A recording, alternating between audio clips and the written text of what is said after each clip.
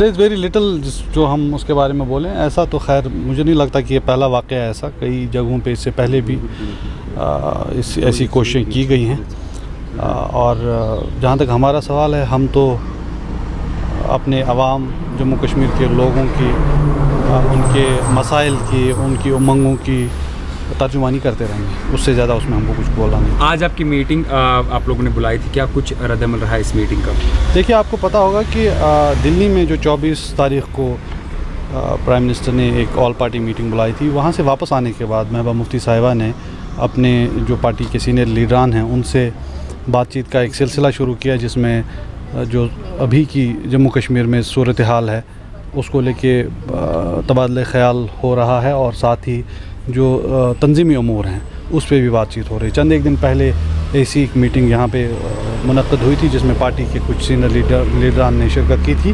اسی سلسلے کی ایک اور کڑی آج تھی, جس میں ہم نے اپنے کچھ سینئر لیڈرز کو پارٹی پریزیڈنٹ نے مدعو کیا تھا, جس میں فارمر لیجسلیٹرز, جن میں کچھ منسٹرز بھی تھے.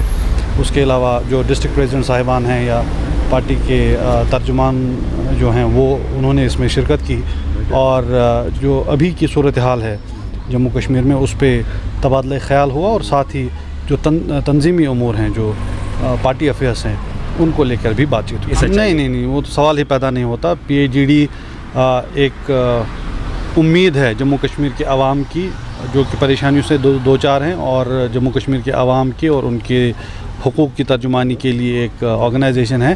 تو اس میں کسی طرح کی پریشانی کا تو خیر سوال ہی پیدا نہیں ہوتا. جہاں تک آپ نے میٹنگ کا ذکر کیا ہے, تو ایک آدھ دن ہی ہوا تھا محبوبہ مفتی صاحبہ کو دلی سے واپس آئے, اور ساتھ ہی ان کے کچھ پرسنل انگیجمنٹس تھی. ساتھ ہی یہ بھی آپ کو یاد ہوگا کہ اونتی پورہ میں ایک دلدوز واقعہ پیش آیا تھا ترال میں, تو ان کو وہاں پہ بھی لواحقین سے جا کے اظہار ہمدردی کرنے کا ان کا پلان تھا. تو اس سے زیادہ اس میں کچھ تھا نہیں, اور مجھے لگتا ہے یہ سب قیاس آ رہے ہیں. اور جہاں تک PAGD کا تعلق ہے, بالکل مصمم ہے, اور جموں کشمیر کے عوام کے لیے ان کی خواہشات کی ترجمانی کے لیے وہ بالکل. ہمیں جو کچھ کہنا تھا وہ محبوبہ مفتی صاحبہ پہلے ہی بول چکے. شکریہ.